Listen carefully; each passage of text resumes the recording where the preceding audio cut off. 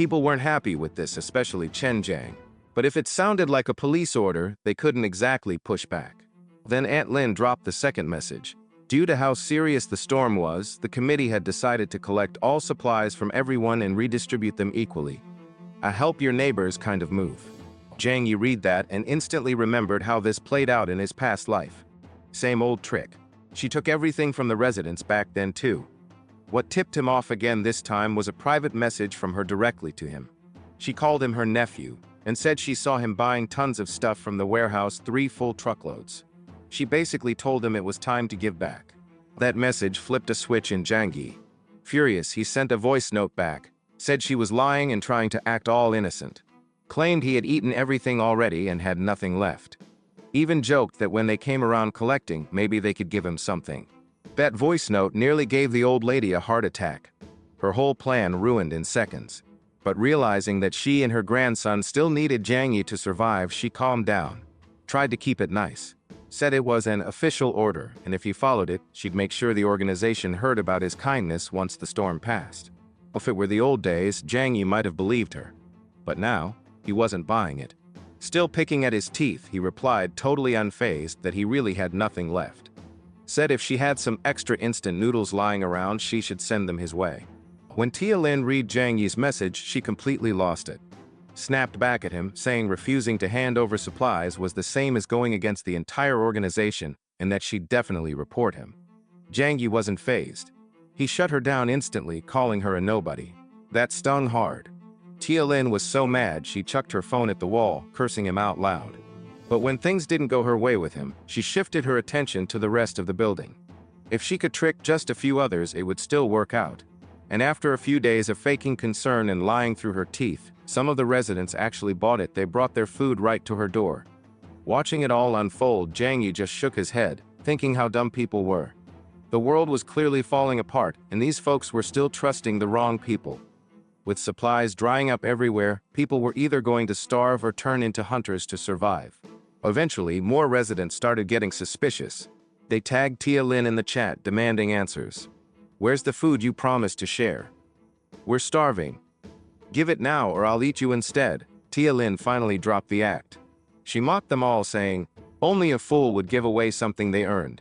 You think I did all this work to feed you losers? Right as she was feeling powerful, her phone buzzed. Seeing Chen Jiang's name pop up, her hands got cold. She nervously asked what he wanted from a harmless old lady. Chen Jiang's voice was like ice. So you really went and took everyone's food, huh? She tried to play innocent again, saying it was all under the committee's orders, she was just following instructions. But Chen Jiang wasn't buying it. He told her this was perfect because a bunch of starving people were already waiting outside her place to help distribute the supplies. Tia Lin scrambled to come up with another excuse. Said the food hadn't been sorted yet, and some folks hadn't handed theirs in, so they couldn't start giving it out. Too late. Chen Jiang and his crew barged into her place. At this point, nobody cared about rules. He slapped her across the face and said he'd be the one dishing out justice today. Meanwhile, Jiang Yi was chilling in his place, chewing on a sausage while watching everything go down on his cameras. He even recorded the whole thing and sent it to the building's group chat. Back at Tia Lin's place, she realized they were clearing out all the food and begged them to stop.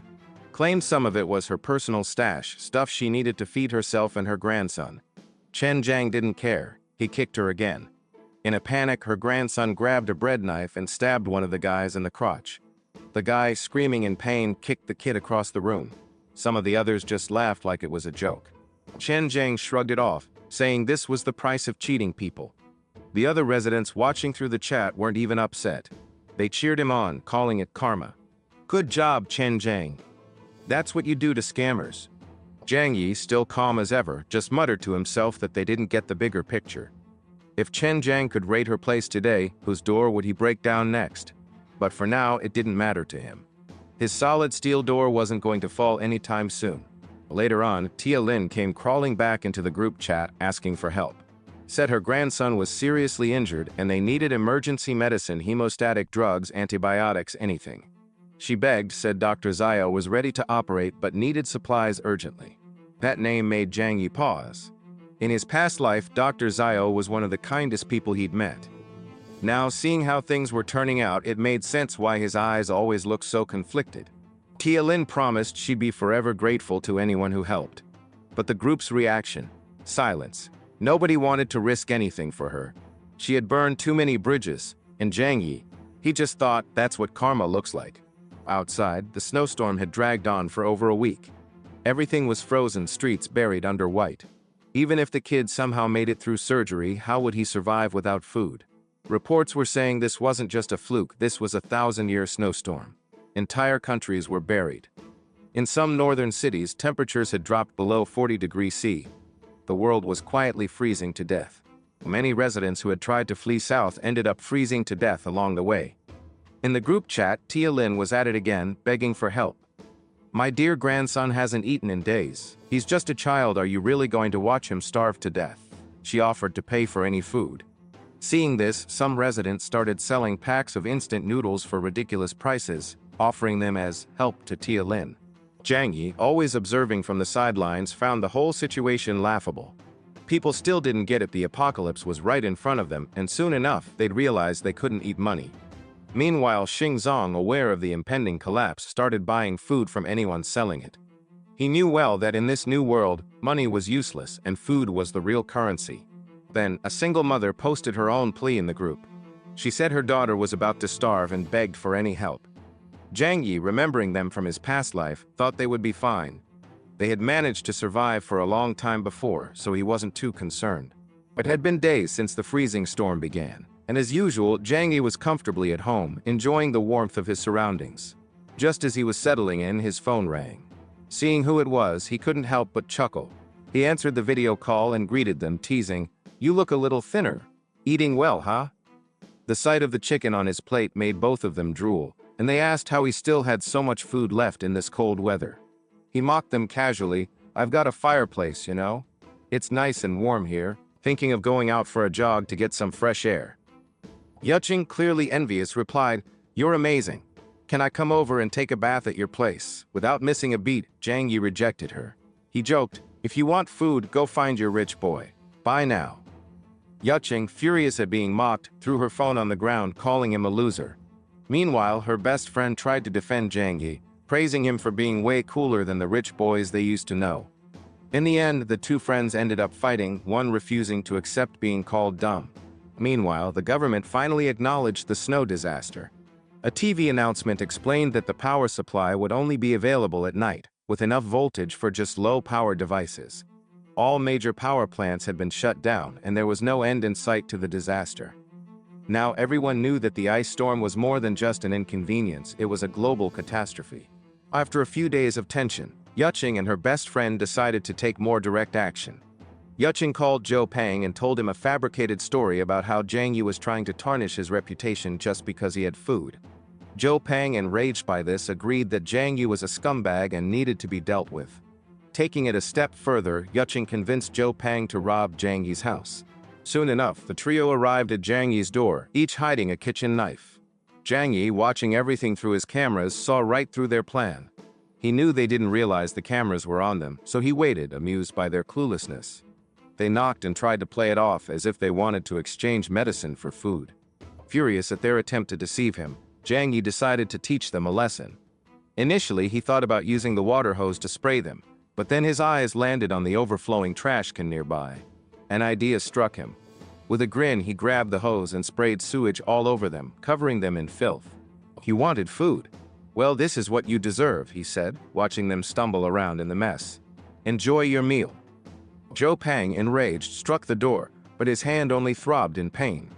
Laughing it off, Zhang Yi spoke through the speaker, letting them know that the door was made of steel and they couldn't open it. After a while, Zhang Yi grew bored of the whole situation and went to sleep. But he was suddenly jolted awake by the sound of a gunshot. Even though he knew the law of the jungle would eventually take over, the sudden shot still startled him. He quickly checked the surveillance footage on his tablet and saw that Chen Zhang and his crew were going from house to house, stealing supplies from everyone. It was clear that many of the residents were suffering the same fate Zhang Yi had endured in his past life during the apocalypse. Chen Zhang even sent photos of his successes to the building group chat, boasting about how he controlled all the buildings now. As Zhang Yi observed the chaos unfold, a new group chat was created where several residents were condemning Chen Zhang's actions. The messages were filled with anger and there was talk of fighting back. Jiang Yi, amused by it all, read the messages and thought about what to do. A retired veteran in the chat proposed leading an attack on Chen Jiang, and many supported the idea. The veteran, who was known as Uncle, suggested that they needed young volunteers for security and weapons. But then a woman spoke up, questioning whether they could trust Uncle, given that Aunt Lin had stolen from the residents just days earlier. This caused a divide among the residents. Half wanted to go after Chen Jiang, while the others didn't trust Uncle. As the discussions continued in the chat, Jiang Yi continued to watch everything unfold through the cameras, casually eating something as he observed Chen Jiang raiding more houses. Jiang Yi realized that something had to be done. He couldn't allow someone like Chen Jiang to just walk around taking advantage of people and shooting them in the head. It wasn't fair to everyone. The next morning, a resident who had opposed helping the veteran now called for help in the group. She said her door was being forced open and she would be next. Before long, the inevitable happened and she was dragged out of her house. Yuqing and her friends, now nervous, realized they needed a plan to avoid being the next targets. The girl suggested spreading a rumor that Jiang Yi had a stockpile of supplies and that everyone should join forces to take over his house. They even added him to the new group to let him know, but Jiang Yi didn't care. He simply said, "It's okay." They argued that he should help protect them from Chen Jiang, but Jiang Yi's response was a simple, "Leave the group." This sudden change in his attitude left Yuqing and the others stunned. How had this loser from just a few months ago become so firm? They started planning how to break into Jiang Yi's house and steal his supplies.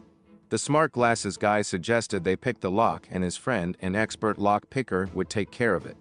They decided to bring umbrellas to protect themselves from the water and garbage Jiang Yi might throw at them again. Jiang Yi, however, was one step ahead. Watching through the surveillance cameras, he activated the high-voltage defense system. The lock picker, realizing the door couldn't be opened, was electrocuted, exploding in shock and dying instantly. Jiang Yi felt no remorse. The smart guy with glasses, seeing the result, cursed Jiang Yi, calling him a monster, and demanded he come out. Jiang Yi, unfazed, grabbed his crossbow and shot an arrow through the door, hitting the smart guy in the left arm. The other two rushed to help their injured friend, only to be hit by arrows as well. In the end, Yuqing and the others fled, returning home defeated. The three who had been shot with arrows lay groaning on the ground in pain. One of the girls slapped Yuqing's face, blaming her for all of it. Yuqing, still desperate, argued that she didn't know Jiang Yi had crossbows at home. She claimed that last time he just sprayed water in garbage. Zhou Peng as always defended her, but the smart guy with glasses quickly reminded everyone that the most important thing now was to take care of the wounds. They called Dr. Zhouer, who came to check on the injuries of the three. She was surprised and grimly explained that the wounds were so deep, and without professional equipment, they had less than a 30% chance of survival. Furthermore, the iron arrows were rusty, and without antibiotics, it would almost certainly lead to death. The girl, who was a relative of one of the injured, cried when she heard the diagnosis. She blamed Jiang Yi, accusing him of being cruel and doing it on purpose. Dr. Zhouer, still unsure who was behind the attack, left a final warning. They needed medicine soon, or removing the arrows would be the end of them. The smart guy with glasses at this point was beside himself with anger. He demanded that Jiang Yi get them the medicine they desperately needed. Yuqing, recalling how Jiang Yi had suddenly changed and started stockpiling supplies at home, told the others that he must have medicine because she had seen him gathering it before. However, she still tried to justify everything, claiming that no one had harmed him. They just wanted to rob him, but since they failed and got hurt, it was somehow his fault. From the corner, the girl, who had been listening to everything, thought to herself that Jiang Yi probably wasn't the type of person they thought, but they deserved whatever was coming. Another girl, however, blamed Yuqing for everything and demanded she figure out how to convince Jiang Yi to give them the medicine. This time, even the loser Zhou Peng agreed that without the medicine, they would all die. The plan was simple. They would try calling Jiang Yi. Yuqing cried over the phone, saying that the boys were dying and begging him to help. Jiang Yi's response was cold and uncaring, asking her why he should help. "Everyone has to die sooner or later," he said dismissively. The crazy guy's sister grabbed the phone from Yuqing and argued that it was Jiang Yi's duty to help because he had injured the boys with those rusty arrows. Jiang Yi, however, remained unfazed, saying that he had used those arrows for them to die anyway. To further insult them, Jiang Yi added, "I won't help, but Yuqing can come live with me if she wants." The girl quickly grabbed the phone again and in desperation said, "Yes, she's yours now. Do whatever you want with her." Jiang Yi, in his usual nonchalant manner, responded, "Just come. You can come now." Yuqing's friend tried to stop her from going to Jiang Yi's house, but Yuqing pushed her away. Her cousin, one of the boys who had been shot, slapped Yuqing in the face and called her a schemer. She then turned to Zhou Pang, asking for his help to convince them to let Yuqing go. She claimed that Zhou Pang was a good man, though poor and weak, and that Jiang Yi's brother was the one who could make her happy. The situation was dire and everyone was in pain. Yuqing, now bolting to Jiang Yi's house, was stopped by the others. They told her that everything happening was her fault, and she didn't deserve to thrive alone. Dr. Zhouer once again reminded them that without medicine it was certain death, and she left, leaving one of the injured boys behind. The smart guy with glasses, however, wasn't giving up. He suggested they go ahead with their plan to spread the rumor that Jiang Yi had plenty of food. He argued that once Chen Jiang and the others raided Jiang Yi's house, they could get the medicine they needed. Yuqing, however, was opposed to using Jiang Yi's brother in such a way. The other girl made it clear that if she didn't comply, she would lose her teeth. So the plan continued. They posted pictures and videos Jiang Yi had sent, showing how much food he had. Chen Jiang, seeing this, couldn't contain his excitement. "That's perfect. I can get revenge for the leg," he thought. The residents, seeing the messages in the building group, began to demand that Jiang Yi distribute his supplies, with Aunt Lin asking for food and another mother even requesting him to be her son's godfather. Jiang Yi, however, wasn't having it. He sent an audio message to the group, eating as he spoke. He coldly replied, "I'm eating. I wouldn't feed animals and I won't help anyone." Ignoring the chaos outside, Jiang Yi stared out the window at the falling snow, feeling the monotony of staying home every day.